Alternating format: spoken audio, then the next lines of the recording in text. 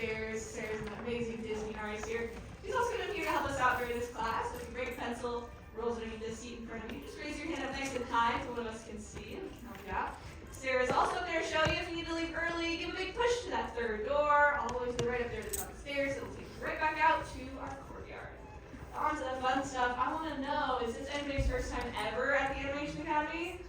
Okay, a few of us. Awesome. Welcome to all of our new artists. Welcome back, returning alumni as well. Great to see you again. For everyone out there, you're going to notice pencils here are missing something. What are they missing? Erasers. Yes, no erasers on the ends of our pencils. We did do that on purpose because this is a rough sketch class. All that means is that you want to start all the lines on your paper really light, loose, messy, only darken in the things that you really like about your drawing. And in the end, those are the things that will stand out. So with that in mind, are we ready to get started? Yeah. All right. One more thing before we get started, actually. We're going to be drawing Baymax in a full body portrait, and he is a pretty tall character. So with that in mind, if you want to take your drawing boards and put them on your lap so that they're hamburger style rather than hot dog, totally optional, but it'll just give you a little bit more room to work with vertically since he is pretty tall. So I'm going to go ahead and go in here and start with some circles to start building up the shape of Baymax's body. I'm going to start with the circle that's going to be basically where his chest is going to be, so the top half of his body. I'm going to come here with a circle, maybe the size of like an orange or a baseball is a good size to aim for. You can see I definitely cannot draw a perfect circle on my first try. I'm using a bunch of these really messy, sketchy circles to kind of build up that shape that I'm going for. Go. Now I'm going to add in a guideline for this circle here. I'm just going to cut it right in half from top to bottom. And we are going to be building in the lower half of his body here. Like we said, we're drawing him in a full body portrait. So I want to extend this line down towards the bottom of my page here too. This will help me with the placement of the lower half of Baymax. I've got something on your paper that looks like a lollipop. Maybe it's one of those super recently priced Disneyland lollipops. We're going to add in another circle right below this one though. This one's going to be slightly larger, so maybe if you went for the size of a baseball for this first one, this would be more the size of like a softball, just a little bit bigger. This one is going to slightly overlap your top circle as well. So you're kind of building up something on your paper that looks a little bit like a number 8. Maybe it looks like BB-8 if you're a big Star Wars fan like me. But Baymax's body is less of a number 8 shape and more of like a pear shape. He doesn't have these little indents in the middle of his body here that we're getting with these circles. So we do want to go back in here and kind of start to bridge these gaps together. Once we've got our circles in place here, I'm going to go to the sides of my circles and just kind of bridge them together by building in these diagonal lines to really smooth out that shape in between my circles here. Again, we're going for something that's more of a pear shape. That's what we're looking for the shape of Baymax's body. And now we've got a very basic silhouette in here for his body. We can also start to go back in here and add in where his head is going to sit. His head looks like a little egg shape. It's kind of balancing right on top of this pear shape we've created. Go ahead and lightly build in that oval. We just want this oval to be wider than it is tall. It is a pretty wide face. Alright, I'm going to leave the top of his body alone for now. Let's start to go down and work on the shape of his legs. If you recall, in the movie, Baymax kind of has some little legs comparatively to the rest of his body. That's why he kind of waddles around all the time. So I'm going to jump down to the bottom of my bottom circle here and pull down these 2 letter C curves on either side of my center guideline down towards the bottom of my page here. In fact, I'm going to even make them a little bit shorter. There we go. I'm going to use this center guideline as the separation between his legs here. I'm going to pull these letter U shapes in towards my center guideline here from my letter C's. So it's almost going to look like he is walking around on 2 big jumbo marshmallows. As I'm starting to lock in the lines for his legs here though, I'm going to tell you guys a little bit more about how they kind of decided on the way that Baymax was going to walk in this movie. When they were working on his walk cycle, which is the way that a character walks in animation, they studied a few different things. One of the things that they studied when they were figuring out how they wanted him to walk was actually penguins. The way the penguins kind of waddle around, which definitely you can see in the way that he walks, very distinctive way that he walks. Another thing that they studied when it came to Baymax's walk cycle is actually which I can't imagine that, doing the research for that one didn't probably smell too great in the room that they were researching that in. But, you gotta do what you gotta do for the art, right? Now we've got our two little jumbo marshmallows in place here for Baymax's feet, though. We do want to add in another little detail down here at the bottom of his feet. That's going to be the way that he's able to charge. If you remember from the movie, Hero's brother Tadashi actually builds Baymax that little carrying case, and that's how he's able to charge. He deflates himself, and he's able to climb inside of that little carrying case, and he charges through these little ports on his feet.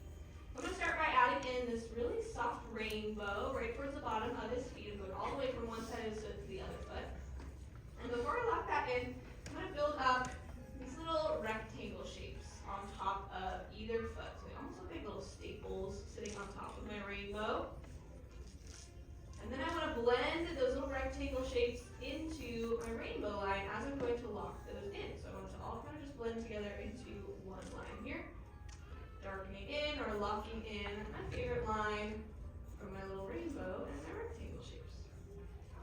Now that we've got his legs in place though, we can start to get more of a concrete silhouette for the rest of our character here. Right now he doesn't have any arms, so let's go ahead and start to build in the shape for Baymax's arms. So I'm going to add in some guidelines. This first one's going to be right beneath the bottom of his head shape. I'm going to add in that horizontal line. And then another one just above where I added in his legs. Right in that space that we're creating with these guidelines is where we're going to go ahead and build in his arms. Baymax has some very long, kind of dangly arms, all the better for giving big hugs. I think if you've ever actually met him over in the San Francisco area that we have there now, he does give some pretty good hugs. And I absolutely love those little balloons that they sell over there too. I'm not getting paid more to market the balloons and make you guys want to buy a balloon. I swear, I just think they're really adorable. He's handing out the little lollipops. He just looks super cute. Yeah, we want to give him these arms so that he can give those nice big hugs. He can hand out lollipops, do all the things that it takes to be a successful healthcare companion. I'm building in these long letter J shapes, bringing them down to that second guideline, and then just kind of tucking them right back into the side of his body there. Once we've got our big letter J curves in there, we want to add in some fingers for him too. He needs to have some opposable fingers. I'm going to start with his thumbs on either side of his body, just adding in these little letter U shapes right on the inside edge of my J curves. Go ahead and darken those in too. I want those to be a permanent part of my drawing. Then I'm going to add in an index finger for him sitting on the outside edge, kind of following along the same shape. Kind of just looks like a little curved U shape sitting on the outer edge of my letter J. And you could totally stop right here and just have him with those two fingers if you wanted to. And maybe you want to add in a hint of a few other fingers, just kind of hiding behind the ones in the back there. I'll maybe add one more.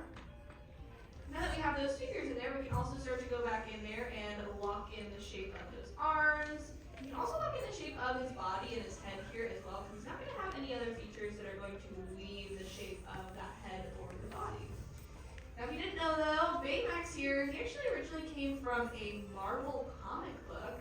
When Disney first acquired the rights for Marvel, they were looking for a little bit of a lesser known Marvel comic book that they could adapt into an animated movie.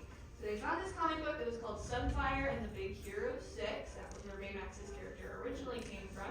And they adapted it into the movie Big Hero 6 that we know and love today. But it was a very different story when it was in the original comic books. And in fact, Baymax here was a very different character. They took a lot of creative liberties when it came to his character design. Some of the things that influenced Baymax's character design was actually a chubby little cubby from the 100-Acre Woods. You guys know who that might be? Winnie the Pooh. Winnie the Pooh, yeah, exactly. The way that he looks very friendly and he's built with a lot of very round shapes was definitely influenced by Winnie the Pooh and how he is very soft and cuddly as well. Another thing that influenced Baymax's design was actually rice cookers. And the way that rice cookers are very sleek on the outside, very kind of minimal on the outside. And all of the technology, all of the moving parts is more kind of concealed on the inside. Baymax is very much like that too. He's that very sleek vinyl on the outside, and all the moving parts are kind of contained on the inside. It's all kind of hidden inside of his body. Now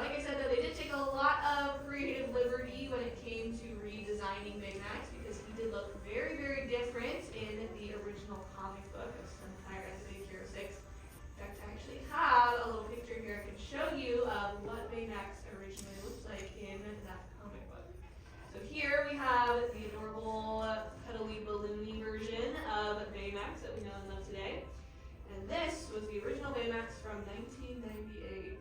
Whoa. Yeah, he's very, very different, right? He's like a big scaly dragon-looking monster. All I'm saying is if I ran into that guy in a dark alley and he was like, let me give you a lollipop, I would be really scared. I would probably run in the opposite direction screaming. So I think they made some really good design choices, redesigning him in the way that he did, because he looks a lot friendlier now. Once we've got the silhouette for Baymax all locked here into place, though, we want to start adding in our finishing details for this character.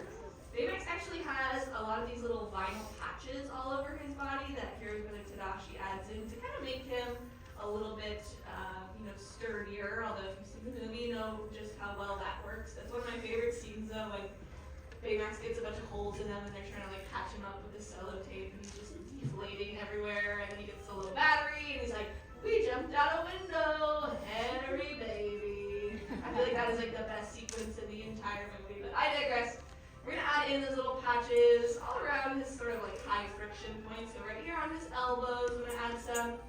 And then right where he would be bending in his waist, right on either side of his hips there, to make him look extra snatched.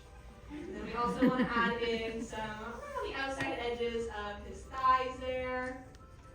And if you're feeling fancy with it too, you can also go back in there and add in some shading to those vinyl patches, because they are a little bit of like a darker shade of gray, or like a lighter shade of gray. But compared to the rest of him, which is that white vinyl, they're going to be just a little bit darker.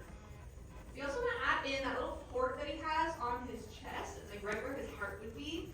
And that is how Hiro's able to change out his personality chip from being a healthcare companion to being a super sick crime-fighting robot. So we want to add in that little port right over here toward the right-hand side of his chest. I'm just going to add in a little circle.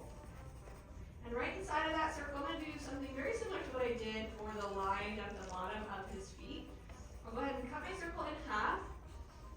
And then build in my little box on top, that little staple shape. I'm just going to blend that all together as I'm locking it in. It's actually meant to look a little bit like how we would see a heartbeat on a heartbeat monitor. This is kind of like Baymax's version of having a robot heartbeat.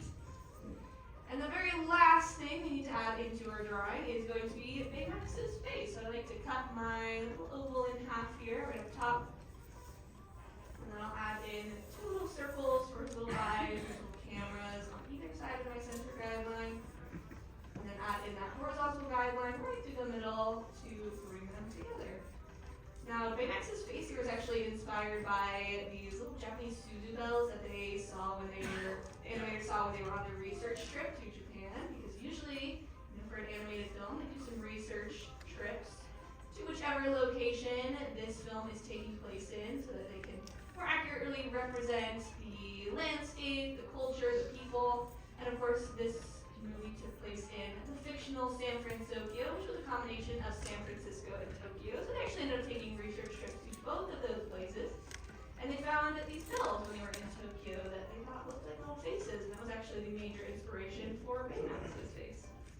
Anything else you want to add on to your drawing of Baymax is going to be extra credit and up to you. I absolutely love that Baymax is here to like meet and greet all of his fans in the park now, though. So I like to give him a little bit of park merchandise so that he feel like he's at home. But that is totally optional, extra credit.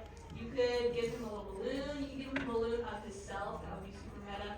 But the very last mark that any artist absolutely needs on their drawing